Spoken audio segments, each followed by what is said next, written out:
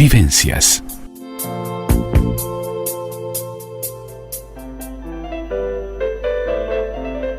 Muy buenas tardes, Carmencita, ¿cómo estás? Buenas tardes para ti, para la audiencia. Bien, gracias. Bueno, y hoy antes de empezar quisiera felicitarte porque sé que has recibido un premio muy importante, has participado en el concurso literario Antología Internacional 100 Poetas por la Paz 2019 y has obtenido el primer premio con tu poema Cuando florece la paz, que va a ser entregado especialmente aquí en Uruguay el 17 de mayo. Realmente es un premio que nos alegra, nos enorgullece también que lo hayas recibido y que se te haya distinguido, porque como siempre desde aquí te alentamos, sos una escritora formidable y una gran poeta nuestra.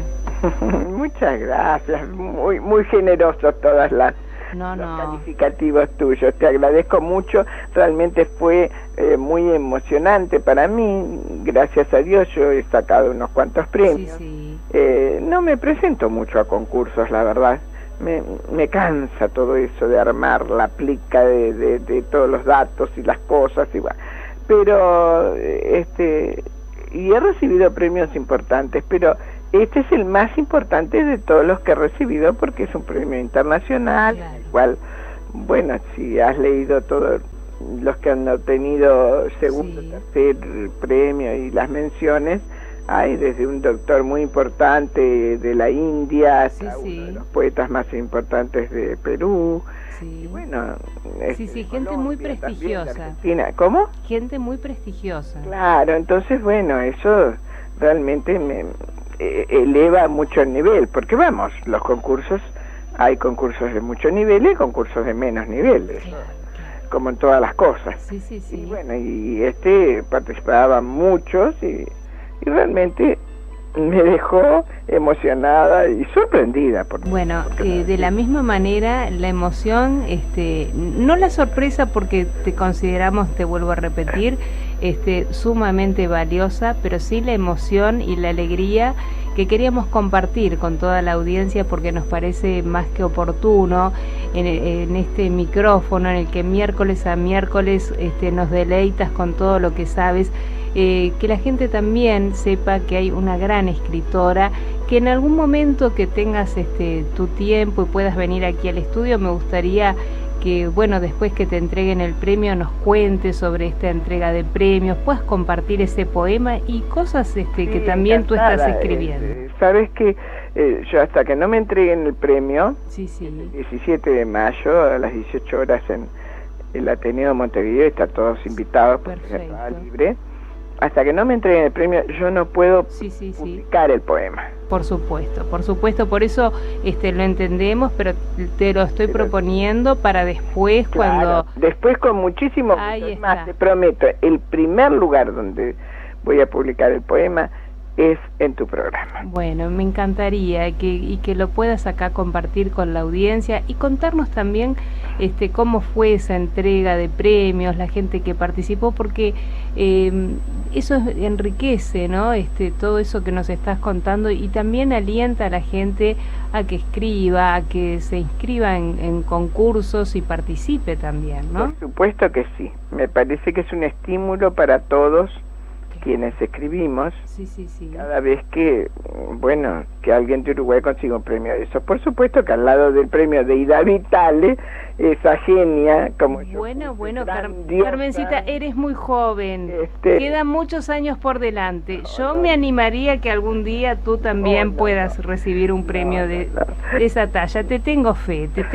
Bueno, lo discutiremos más adelante. Ya te dije que es muy generoso de tu parte. No, viste que no es yo seré generosa, pero realmente digo, tú sos una mujer, una escritora de una gran talla, y sos muy humilde, y bueno, eso también es parte de tu grandeza, entonces creo que por eso vale la pena mencionarlo y destacarlo. Bueno, muchas gracias, querida. Ahora vamos a hablar de alguien muy grande, que sin embargo fue la cola de un cometa. La cola de María Teresa de León. ¿Por qué la cola de un cometa, esta mujer maravillosa, otra mujer de la generación del 27 con un fuerte compromiso social? A ver, ¿por qué la cola de un cometa? Sí, justamente ella, que podía haber brillado, ella como el cometa, ella como la mayor estrella, por amor se quedó detrás de su esposo, Rafael Alberti, el gran poeta, y entonces era como que ella lo seguía, pero un poco que ella misma se decía que era la cola de un cometa, él era el cometa. Y ella trató de siempre estar detrás de él, como para que el que brillara fuera él. Pero hoy la vamos a hacer brillar a ella y la vamos a poner como una estrella y una luz en este camino, ¿te parece? Sí, realmente se lo merece porque ha sido muy olvidada. Bueno. Es más, en España, su país, el país de ambos, en los libros de texto incluso, la conocen como así, la mujer de Alberti. O un poco más delicado, la señora de Rafael Alberti. Pero de esa manera María Teresa León tiene brillo propio. Y ella nació allá en Logroño en 1903, fíjate que recién empezaba el siglo pasado. Y bueno, vivió 85 años. Pero no tuvo una vida fácil, vida ella complicada. Primero, nació en cuna casi te diría de oro. Ella era hija de una familia burguesa, de muy buen pasar, hija de un coronel del ejército, Ángel León, y de Oliva Goyri, que era hermana de María Goyri, ni más ni menos que la esposa de Ramón Menéndez Pidal, ¿no?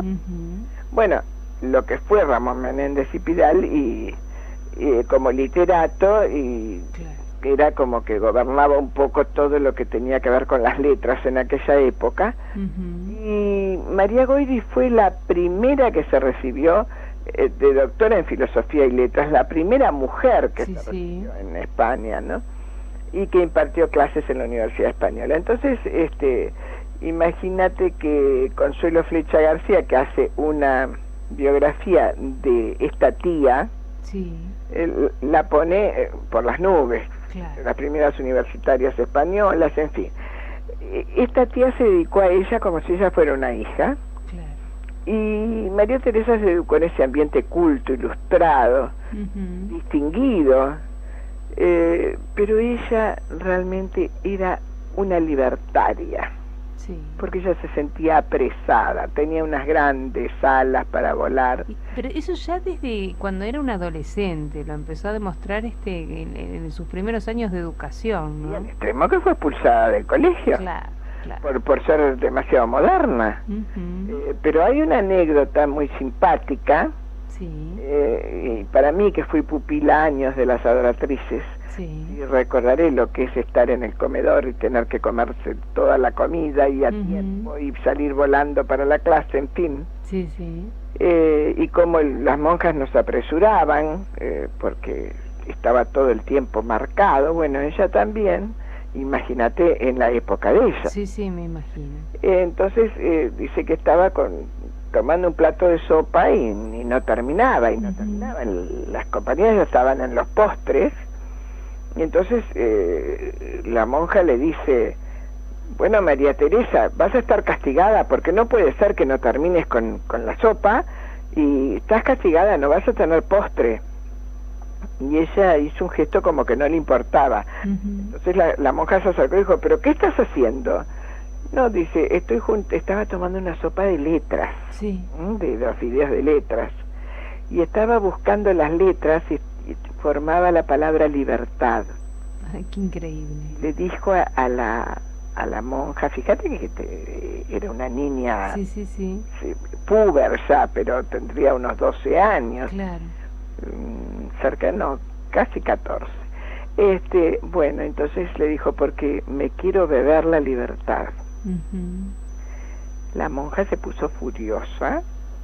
Bueno, por supuesto que ahí se armó todo un problema, llamaron a los padres. Claro. Después consideraban que leía libros prohibidos, que no eran prohibidos, simplemente eran libros que no estaban entre los libros que la monja quiere que uno lea, que...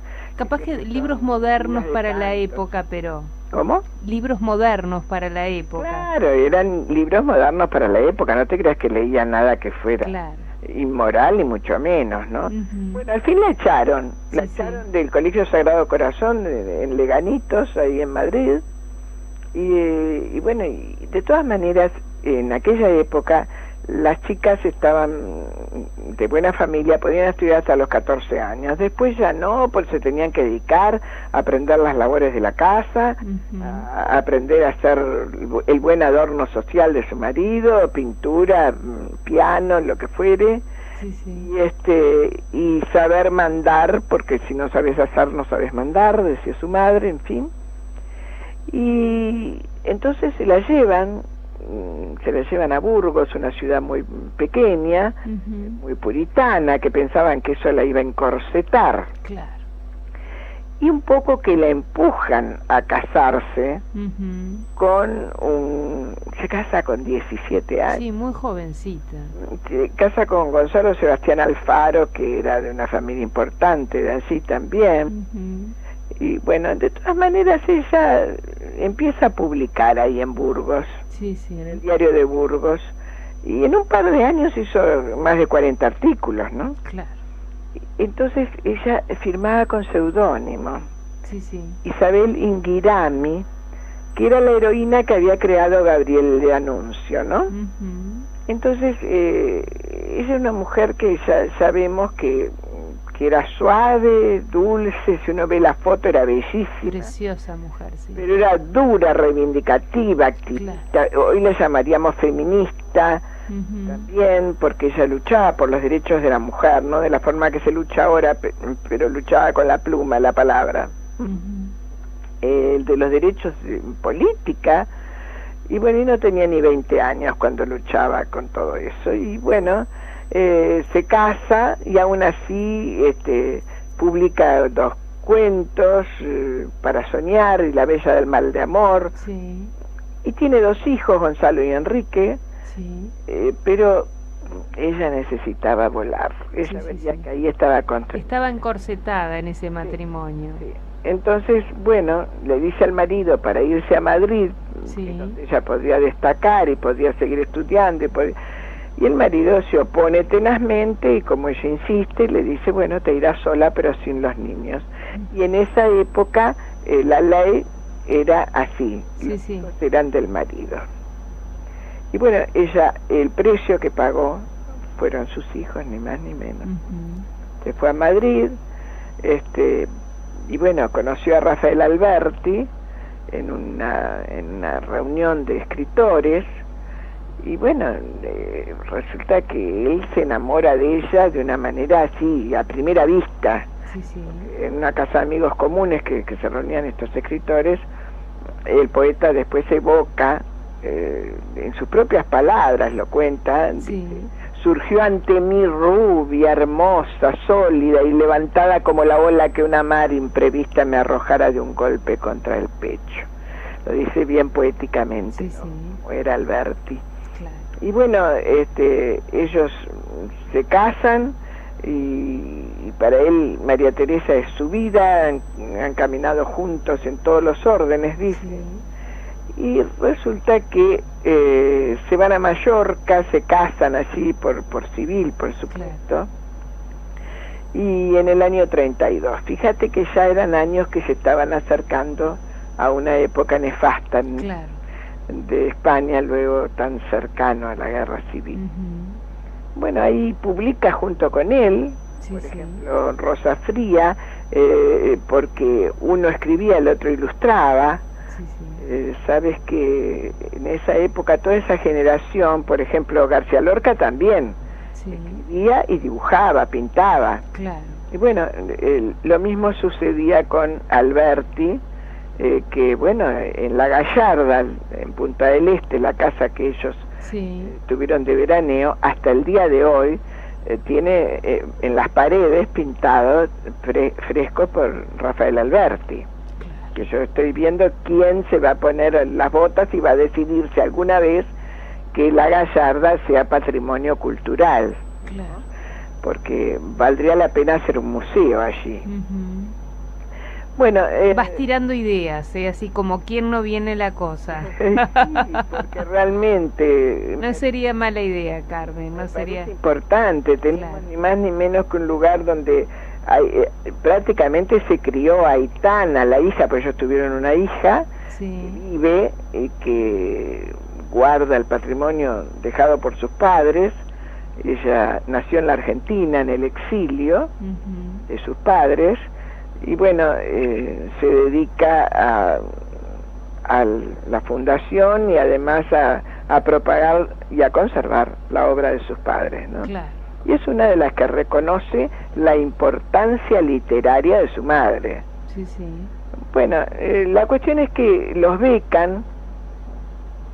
En realidad la beca fue para ella, pero bueno, luego consiguen una media beca para él, en fin, y se van por toda Europa. Y allí, entre Francia, Holanda, por todos lados, también van a Rusia. Y ahí, bueno, como que se contagian del comunismo, y ella más que él veía ese movimiento como la salvación del ser humano, en fin.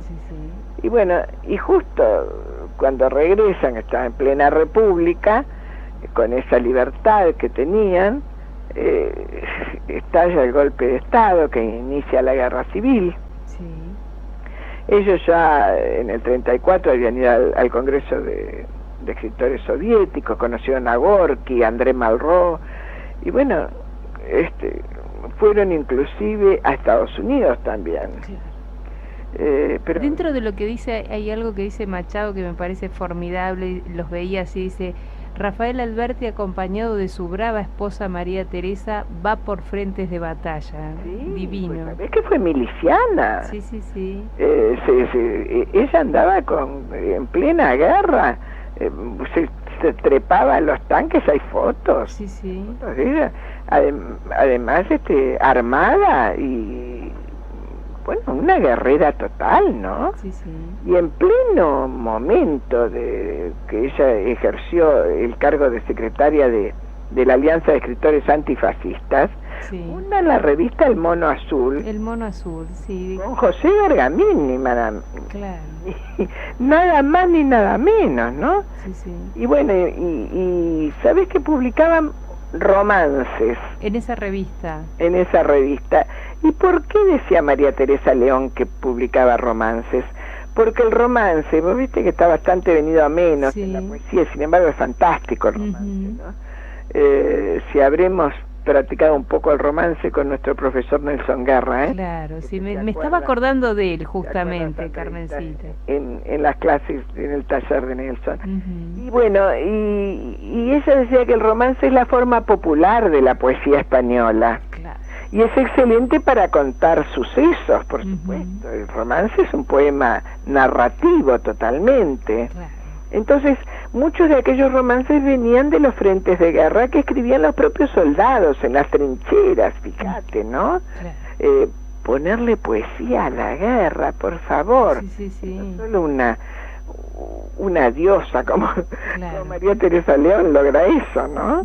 Pues es algo repugnante y algo atroz es la guerra, y conseguir que se hiciera alguna poesía de esto.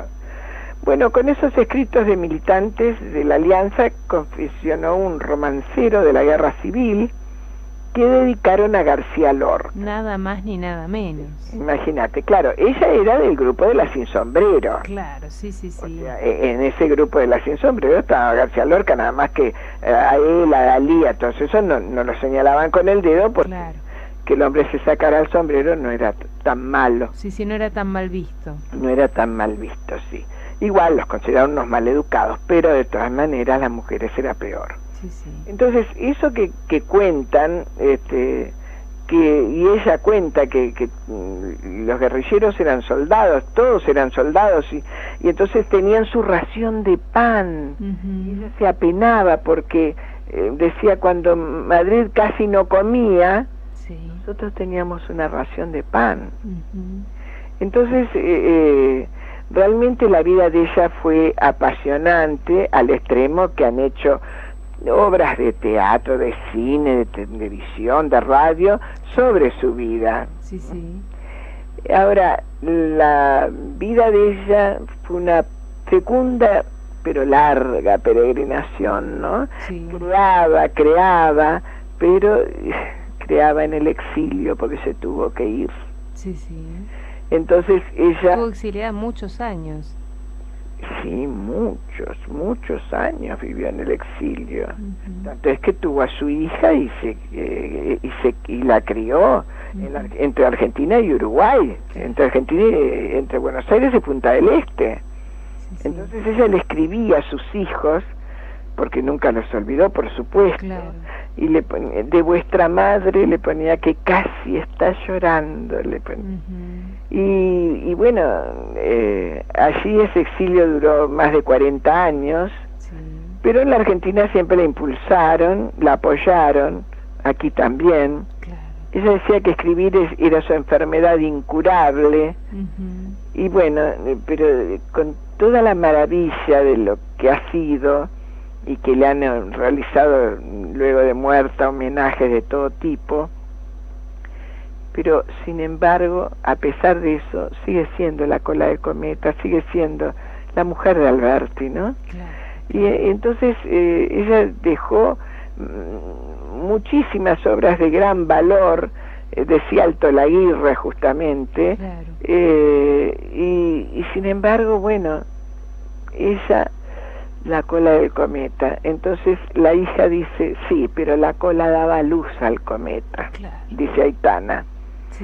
Entonces, bueno, realmente ella fue una figura también muy importante de la dramaturgia, porque viste que hay poca gente que escribe obras de teatro. Es verdad. Y realmente yo te puedo decir que son muy difíciles, a mí me cuestan horrores, yo nunca me he podido meter en una del todo, o sea, meter a escribir, estoy diciendo, introducirme en la dramaturgia, sé que es muy difícil.